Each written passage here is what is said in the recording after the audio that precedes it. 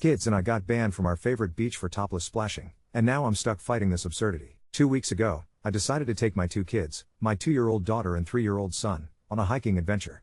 We followed a winding path deep into a forest and unexpectedly stumbled upon this little beach. It was a small, quiet spot, with maybe 10 people scattered across the sand. The place has a lifeguard, or security, on duty from 8 a.m. to 2 p.m. since it belongs to the city's regional parks, but otherwise, it's completely unsupervised. After our long, sweaty trek, the kids immediately wanted to splash around in the water. Of course, I hadn't packed swimsuits, but when I surveyed the beach and realized the water was so shallow it didn't go deeper than my daughter's stomach for a good 6 meters, I figured I could pull up my pants, wade in a couple meters, and keep a close watch over them. I told the kids to strip down to their shirts and pants, but when I saw how much they wanted to dive in, I just let them keep their undies on, no shirts or pants, absolute joy. They were in the water, squealing and laughing for all of 3 minutes when the lifeguard ambled over. He asked if my daughter had a top, and I quickly explained this wasn't a planned stop, that her swimsuit actually does have a top, but I didn't have it with me. He mumbled something about how it wasn't a nudist or topless beach and suggested maybe I put her shirt on. I couldn't immediately tell if he was joking. He looked so young, maybe 16 or 17, and was dressed in baggy shorts and a t-shirt, miles away from someone ready to leap into action in an emergency. So I asked, "Really?" Deadpan, he replied, "Yes, really." That got my blood boiling.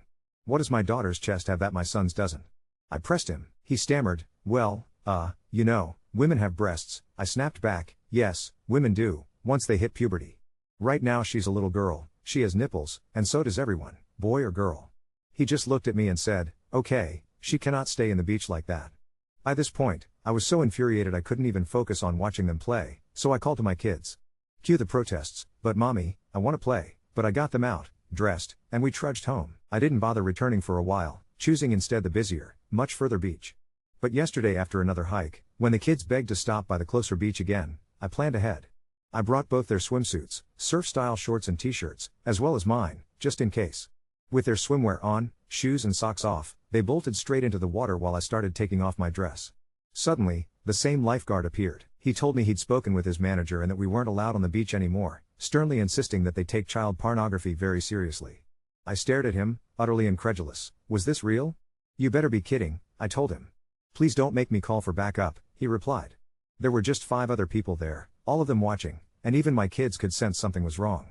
My son asked, "Mommy, do we have to go again?" My heart sank. In the calmest voice I could muster, I asked the lifeguard for his manager's name and number. He claimed he didn't have it, so I told him I'd wait while he called. I finished undressing, my own swimsuit underneath, and went into the water to keep an eye on the kids. The lifeguard then called over 3 more security people, all of whom looked like they were doing a summer job, barely older than the kids I teach at swim lessons, and told me I had to leave or they would escort me out of the park. I refused to let my kids witness an ugly argument and just asked for the manager's contact again. One of them said, "I am the manager, and I just asked you to leave." With nothing left to do, I got the kids dressed, and we left. Now, 24 hours later, I am still completely fuming about it. It's July, the weather is perfect, the beach is so close, a mere 25 minutes from our house. It's not a crowded spot at all. Yet suddenly, we can't go there, and it's for the most ridiculous of reasons. My husband suggests we just go after 2 p.m., when there's no staff, and we have done that on occasion as a family in the evenings when no one is around. But it is fundamentally unfair that we are being kept away for something so baseless and absurd. I seriously feel like there's nobody I can reason with, and short of writing to the newspaper or reaching out to some media, I'm out of ideas. I honestly have no idea what to do. Should I just let it go and drive to the other beach, which is an hour away? Or should I try, once again, to reason with someone? In my heart, I know I haven't done anything wrong, yet somehow my kids and I ended up banned from our favorite spot. Update 1. About an hour ago, the lady from the city called me back, and we ended up talking for quite a while. She started by telling me how upset and concerned her whole team was after hearing about what happened to us at the beach. Apparently, there aren't a lot of young couples and families around here, and they've been trying hard to attract more, so something like this was really discouraging for them. She apologized again and explained that they did a quick investigation. Turns out, they uncovered some pretty wild things. One of her colleagues has a teenage son who actually knows the same group of guys volunteering at the national park, kids who go to the same high school. Part of a class requirement is 24 hours of volunteer work, and when the mother asked her son about his friends volunteering at the beach, his response was almost comical. They don't really volunteer, they just throw parties and call it volunteering. Most of the 10th graders meet up there to drink and smoke. He hadn't mentioned anything because he didn't think it was a big deal. I get it, he's 16, and honestly, if I'd been his age, I probably would have just thought it was a goofy thing, not worth calling out. So, the city sent 2 workers to check things out yesterday around 1:30 p.m., And what they witnessed was pure chaos. About 15 teenagers were there, openly drinking, some smoking, some topless, claiming they were tanning, and dogs running around everywhere, even though dogs aren't allowed on that site. The lady on the phone even mentioned a couple who refused to get out of the water because, apparently, they were skinny dipping. You can imagine the scene, a total mess. As the lady described it, I couldn't stop laughing, and she told me they all laughed about it in the office, too. No wonder those volunteers didn't want us there. Turns out, that beach was basically their secret spot for drinking, smoking, and hooking up. Since I was dying of curiosity and honestly felt like I was on the verge of befriending the woman on the phone, I just had to ask, okay, so what did the two people do when they got there? She told me there's only one way in or out, a small trail you have to hike after reaching the park. The two workers just sat down on the trail, blocking it, and called the police. The cops arrived carrying alcohol tests, checked everyone's IDs, and started calling parents to come pick up their kids at the park's entrance. Apparently, they handed out tickets for underage drinking, too. The city is now getting in touch with the school, letting them know how those volunteer lifeguards actually spent their hours and failed at their duties. Suddenly, it all made so much sense. The so-called lifeguards just didn't want anyone else around. With their vantage point, they could always spot us before we saw them, and probably had plenty of time to hide booze or get dressed. Maybe when I showed up with the kids, it was just too early and they hadn't started the party yet. The lady reassured me that they'd have these volunteers apologize to me, and that as of today, there's a new volunteer who's already been told about me and my kids, and she's excited to meet us. Honestly, I couldn't be happier. Just as I finish writing this, I'm getting ready to go because it's gorgeous weather outside and I can't wait to enjoy it. We made it to the beach. The new volunteer, Jessica, is an incredibly sweet teenager who dreams of becoming a veterinarian. She spent the whole afternoon watching the kids with me and chatting about pets. It was perfect. Update 2. I did not expect today to spiral the way it did, in the best what is my life way. The parks lady texted me in the morning and asked if I could swing by the office before heading out. The kids and I showed up around 10. The place smelled like coffee and lemon cleaner, and there were these faded posters about invasive plants and a jar of lost and found keys with about 20 car fobs rattling inside.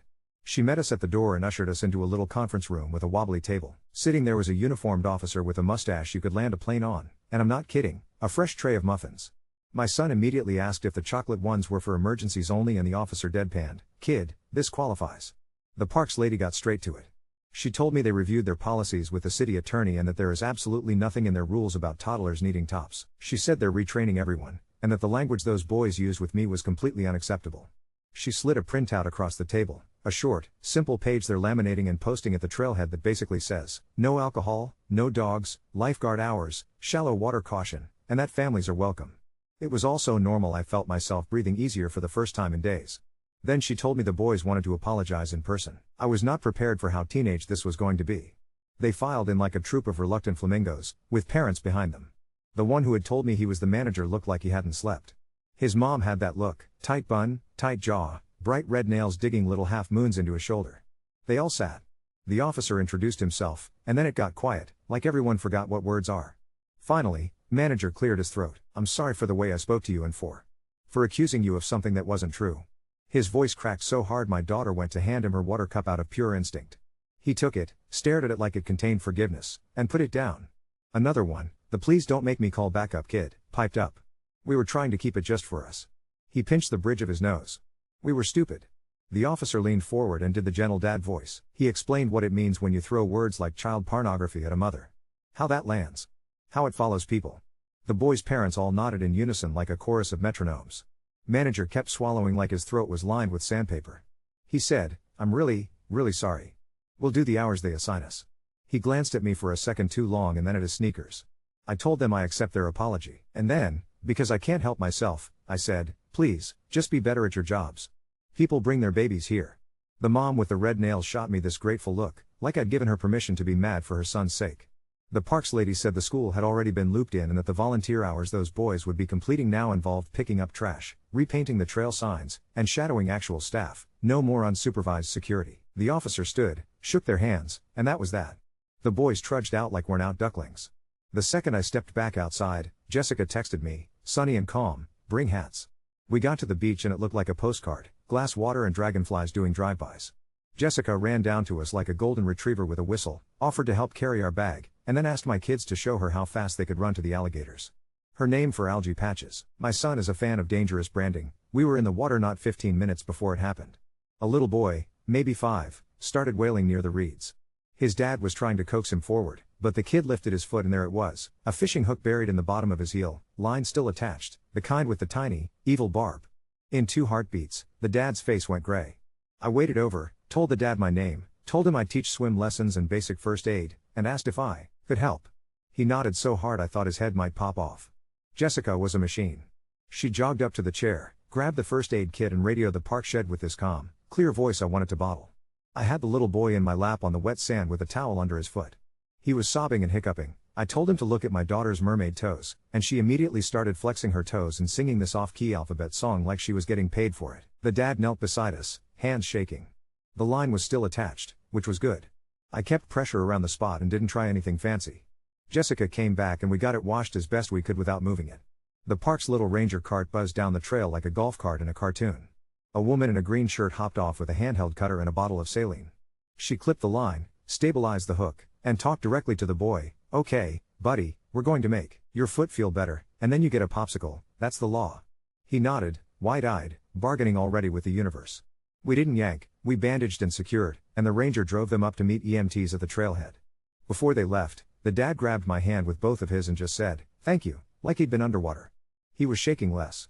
During all of this, my son appointed himself traffic director and very solemnly told a goose to use the other lane. Jessica nearly choked laughing and then snapped back to radioing the all clear. After the cart left, the park worker poked around near the reeds where the boy had been and pulled up a little tangle of old line and 2 more rusty hooks someone had just chucked. She held them up in the sun like dead spiders and made a face you could hear. She said they'd add bigger no fishing signs closer to the shoreline and do a sweep. I watched her go and felt this weird lung-deep gratitude for boring rules like that. The day mellowed back out. The kids poured water from bucket to bucket like junior bartenders. Jessica told us all about a mutt she's hoping to foster next month. My daughter asked if it can come swim and if it likes blueberries.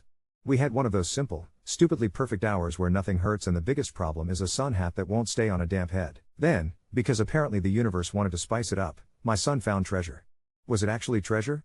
Depends how you feel about sticky secrets. He dug up the corner of a black garbage bag crammed under the sand right where the old lifeguard chair had been last week. Jessica and I looked at each other. She pulled it out and it was like a thrift store of bad decisions. Empty white claw cans, a half-melted disposable vape, a box of condoms, and a handwritten schedule with initials and hearts and a truly terrible sketch of a dolphin in sunglasses. The kids were fascinated to the point of religion. Jessica sighed and radioed it in, and the same ranger rolled her eyes and tossed it into the back of the cart with a practiced flick. "Add buried trash to the list," she muttered. She looked more tired than mad. I suddenly imagined all the boring, unglamorous work it takes to keep a place nice, all the stuff you never see because someone like her got there first. Right before we packed up, the parks lady appeared on the trail with a clipboard and a sun hat that could have doubled as a patio umbrella. She waved at us and came down to the shoreline. She thanked me again for my patience, and then she hit me with something I did not see coming. "Would you be interested in running a tadpoles hour once a week? Just informal. Music, toys, a couple of safety reminders, you be you. We'll bring buckets and noodles, we'll put it on the park calendar. Families are asking for more family time programming, and you clearly have a gift." I laughed because my first reaction to anything that sounds adult is to make a joke. "Do I get a whistle?" "Two," she said, deadly serious. "And free popsicles. So that's happening. Tuesdays at 10 a.m., apparently." Jessica high-fived me. My kids screamed like I'd announced we were moving to a trampoline park. We finally made it home, everyone sun-tired and damp. The kids fell asleep eating bananas, if that paints a picture. After I tucked them in, I found a voicemail from a number I didn't recognize. I pressed play. It was manager.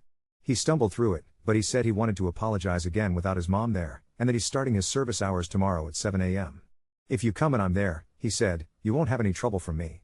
I'm sorry I made your kids feel unwelcome." He sounded 14 in that moment and very small. I sat there on the edge of the tub, listening to my house creak and my kids snore, and thought about how every adult I like was once a dumb teenager with a chance to pivot. Update 3. I woke the kids up whispering it's Tuesday, and they both sat straight up like toaster strudels.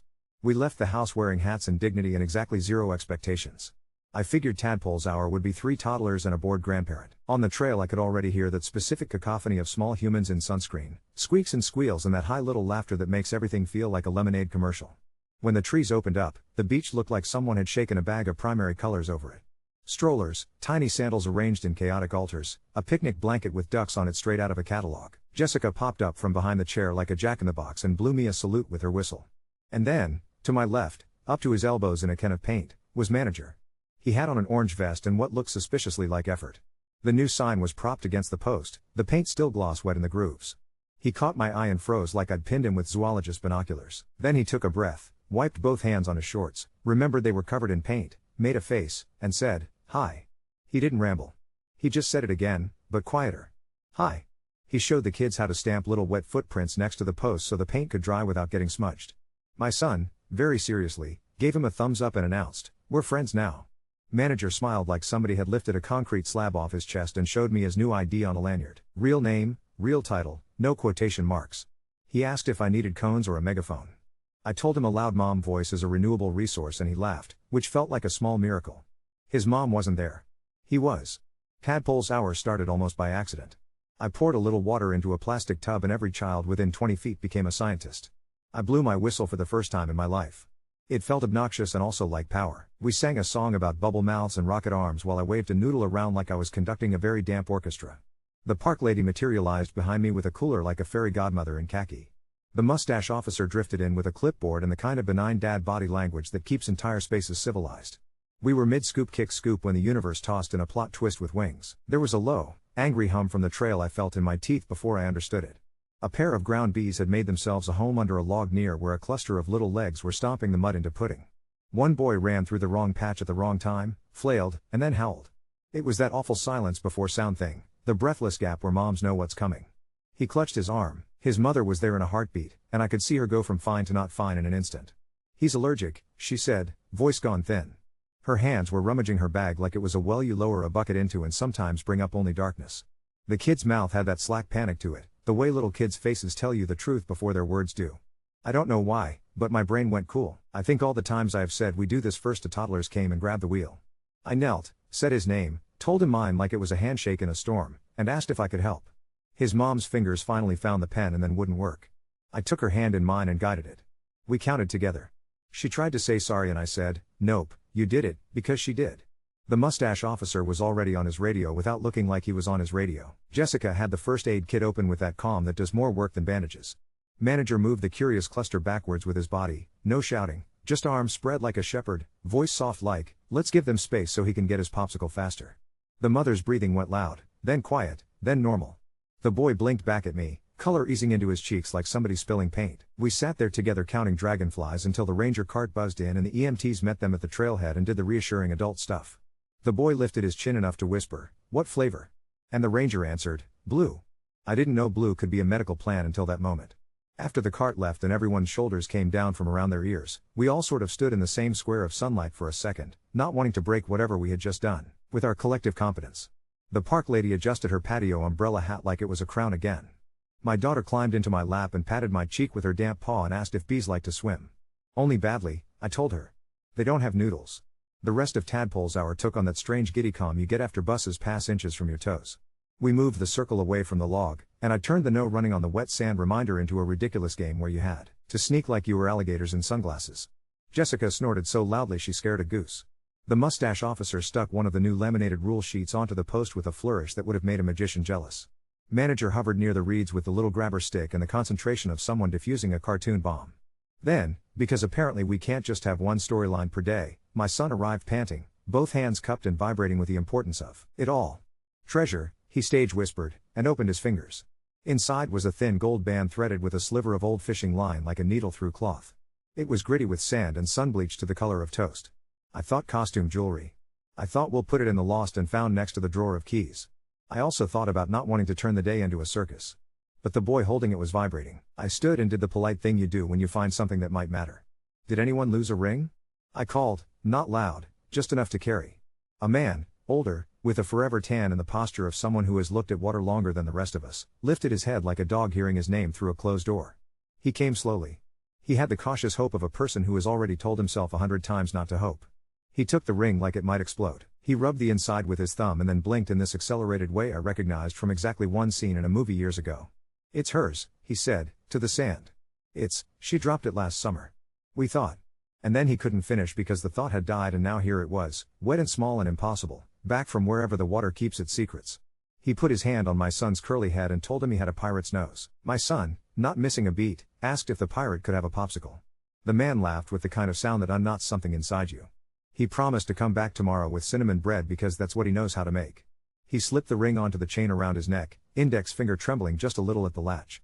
At some point in all of this, a kid wandered toward the B-log again and manager got there first, bent down, and very earnestly explained be real estate and why good neighbors don't trample it. The kid nodded like he had just signed a treaty. Manager caught my eye and did that half-shrug teenagers do when they don't want credit for something nice. He had a dab of white paint on his cheek he didn't know about, and for a second I wanted to wipe it off the way you do for your own baby, and then remembered he is both not my baby and also fully mortified by anything involving the word wipe. He blew his new whistle, more out of curiosity than necessity. Jessica rolled her eyes so affectionately it could have been a hug. We wound down. Tadpole's hour officially ended with a chorus of sticky hands holding up empty popsicle sticks like flags. The park lady walked me up the trail a little and said, "So, a tiny thing. We can pay a stipend for this." I lived a brief life where I was Beyoncé. Then I came back and said, "Honestly, the currency of 2 whistles is enough." She snorted and told me to fill out a form anyway, a form which she said with a straight face is called Recreation Specialty Instructor Onboarding, so I guess I am a specialty now. The mustache officer tipped his hat and told my son he had set a new record for most serious traffic directing of a goose. My son saluted him and then tripped on a pine cone and just laid there giggling like he had fallen onto a joke. We were packing when my phone pinged, a text from an unknown number with a photo of a hand holding up a freshly painted "No Fishing Near Shore" sign under a slice of sky. Under it, hung it right this time. "See you tomorrow." It was 2 words and a picture and somehow it said everything. I looked up and realized the beach was still humming, the good kind where people feel safe enough to hum. Jessica dropped her voice and told me the shelter is letting her foster the mutt after all, and my daughter asked again if blueberries were on the approved dog diet like she was negotiating a treaty with the United Nations of Dogs. The ranger drove past us slowly with the little B-log roped off and a handwritten "Let's give them space" sign tucked in the twine like a bow. The older man sat on the bench at the top of the trail touching the chain at his neck like you do with something you thought you'd lost twice. We got home and my kids fell asleep face down with their hats still on, which felt poetic in a sticky, cotton candy way. I sat on the stoop and listened to the world be a nice place for a minute. If you had told me 2 weeks ago that my summer would involve teaching strangers' babies how to blow bubbles, holding someone's hand over an EpiPen, relocating a tiny international incident of bees, and unearthing a love story from under 6 inches of sand, I would have laughed and said I needed a nap. Today, I just put my 2 whistles on a hook by the door like they've always been there. Update 4. The beach has started greeting us before we can even see it. We were halfway down the trail this morning when the air went soft and cool in that way water does to air, and the kids did that cartoon speed walk where their legs move faster than their bodies. Jessica texted me mirror flat, "Bring your loud mom voice," and I felt weirdly proud, like a seagull who finally got a job. Manager was already there, sleeves rolled, an honest-to-goodness checklist on a clipboard and a little line of orange cones like he was building a runway for toddlers. He had paint on his knuckles and a little confidence he didn't have last week. He nodded at me like we worked together, which, apparently, we do. The mustache officer was on the bench with a thermos the size of a fire extinguisher and a newspaper folded to the crossword, the kind of posture that says I'm off duty unless you make me on duty. The cinnamon bread man appeared like a fairy tale you can smell first. He had a foil-wrapped loaf under his arm and that same chain around his neck with the ring tucked safe against his chest. He handed me the bread like it needed both hands and told me his wife's name, Evelyn, and that she used to swim laps slower than soup but longer than anyone, which is the nicest thing I've ever heard about a person. He said he planned to show her the ring when she sat by the water again this weekend. He looked at the shore like it was a porch light he'd been trying to turn back on. My son announced we should call him Captain Cinnamon and the man just nodded like that was, in fact, his rank. Tadpole's hour started like it always does, half chaos, half lullaby. A mom brought a Bluetooth speaker and we discovered that toddlers will do literally anything if you play the clean version of Stayin' Alive, which felt on brand. Jessica had taped little smiley faces on the inside of the buckets and the kids kept peeking inside like they were checking on goldfish. Then the air changed. Not stormy, different. There was a sound like soft rain but from the wrong direction. It took me a second to realize the trees along the trail were unfurling mayflies, thousands of them, like someone had shaken a champagne bottle and fireworks came out. They floated instead of flew, little paper kisses landing on hats and cheeks and one stubbornly attached to the mustache officer's actual mustache like a decoration. Half the toddlers squealed like Disney princesses, the other half tried to eat them. "Do they bite?" a dad asked, knuckles white around a noodle. "Only sandwiches," I told him, and the whole beach loosened by half an inch. Jessica's voice went cheerful science teacher as she told everyone they live for about a day and don't even have mouths and we should be gentle like we're putting them back on the sky. The kids started lifting them with 2 fingers and letting them go with a solemnity adults rarely manage. One landed on manager's clipboard and he didn't flick it off. He watched it like it was a tiny, temporary planet with its own weather. We were mid-bubble mouth when conflict did what it does and arrived wearing cargo shorts. A man with a tackle box and a sunburn that looked like he wrestles lawnmowers tromped down the trail and stopped dead in front of the new "No Fishing Near Shore" sign. He stared at it, frowned, and then did that slow pivot toward the water like the sign was a personal insult. He put a toe in, line in hand, and manager beat me there. It wasn't a speech. It was a paragraph. He kept his shoulders down and his hands open in that I could be your neighbor way and said, "Sir, It's a safety thing. We had a hook in a kid's foot last week. You can fish out past the raft or over at the cove. The man grunted and cast anyway, stubborn like a tractor. The mustache officer didn't move. He just unfolded himself and said the man's name. Not sir. His name. The man shot him a look that bounced off and slid away. Rules aren't new, the officer said, almost bored. Signs are new. Something unclenched. The man reeled in, muttered something about since when do kids own the lake, and tromped toward the cove with the reluctant dignity of someone who knows where he should be even if he doesn't want to be there. Manager exhaled so slowly it was practically a weather pattern and then went back to handing out cones like he hadn't just redirected a whole adult. Because the universe loves a theme, the mayflies brought dragonflies behind them like stern babysitters. My daughter held out her finger and a blue one landed like a tiny helicopter parking on a dock. I'm a tree, she whispered to me without moving her lips. I believed her. We had just gotten to Rocket Arms when the first low grumble rolled through the hills in a way that wasn't trucks. It was that far off thunder that's somehow both a warning and a dare. Jessica's eyes flicked to the sky so fast I almost didn't see it. The rule is clear, if you hear thunder, you clear the water. I blew one whistle and then the second because if a person gives you two whistles, they are silently begging you to use them for the right reasons. I said, we're doing a super special game where we walk like turtles to the towels, and 40 small people snapped into a formation that would put certain armies to shame. Manager walked the line like a shepherd, palms out, soft voice. The ranger cart hummed down with a tidy let's not be crispy energy and the park lady materialized from the trail, her hat somehow larger, clipboard tucked under her arm like a shield. The sky did that half-dark thing where the color turns to bruised peaches. A stroller will got sentimental about a route and refused to budge. I popped my shoulder under the handle and manager lifted like it was his little brother. A mom did that frantic pat down of her bag that means where's the thing, and another mom, a stranger, handed her a spare thing without a word. We got everyone up the path and under the pavilion at the trailhead in a line of damp, shimmering ducks. The mustache officer stood at the edge of the group in that way where he takes the weather personally and politely. It rained sideways for 6 minutes like a big dog shaking off in a small room. The kids turned the pavilion into a drum and started stomping. Captain Cinnamon opened his foil like he was breaking a seal on happiness and the cinnamon air made everyone quiet for one holy second. He handed slices out with a napkin under each like communion. It was still warm. He said, Evelyn likes the corners, and my son said, me too, and they had that look on their faces people get when they recognize themselves in someone they didn't expect. The thunder moved along, muttering to itself. The dragonflies came back first, skimming the slick pavement like tiny lifeguards. We waited the proper minutes because rules matter more than weather apps, and then the ranger gave the official okay with a thumbs up and a grin that said alive is the goal. We went back down like a parade of damp laundry. The lake after rain is a different animal. The surface goes pearly and the edges start talking to themselves. The kids went back to moving water from place to place like the most dedicated bartenders in history. We found a tiny painted turtle the size of a cookie trying to scale a shoe. The ranger put it in a little cardboard boat and took it around the reeds to a spot she called Good Turtle Neighborhood. My daughter sang it a song I cannot describe because it wasn't in English or music but the turtle seemed honored. The park lady pulled me aside by the signpost and put a form in my hand like a secret. It was shorter than I expected and had a line at the bottom where my name suddenly looked more adult than usual. She said the stipend would be a check once a month and then winked and said, which is government for a very long week, and I laughed because living in a place is mostly learning its jokes. She also handed me a little mesh bag of brand new goggles and squirt toys and said they'd set up a toy library in a bin next to the chair. Take a toy, bring it back, leave a toy, the kind of trust that makes a place feel like it belongs to you and also to everyone else. Manager came over with a lamination of something he'd clearly spent time on. It was a one-page little swimmer's pledge in kid font about not throwing sand and listening for whistles and using kind words and sharing buckets like dragons share treasure with their favorite friends, which I can only assume took a committee meeting inside his brain. He asked if we could read it at the start next time and I said yes in the way you say yes when you want someone's tiny flame to get oxygen. We got a surprise at the end. The mustache officer's radio crackled and then announced a distinguished visitor, which I assumed was code for a very cranky goose. The mayor walked down the trail in boat shoes and a shirt that tried too hard. He had the expression of a man who is used to ribbon cuttings and not used to mayflies. He shook my hand and got his ring finger kissed by a dragonfly in the same motion. He handed the park lady a framed proclamation that said Community Recreation Initiative and my brain had to sit down because I have never been proximate to a proclamation. He made a small speech.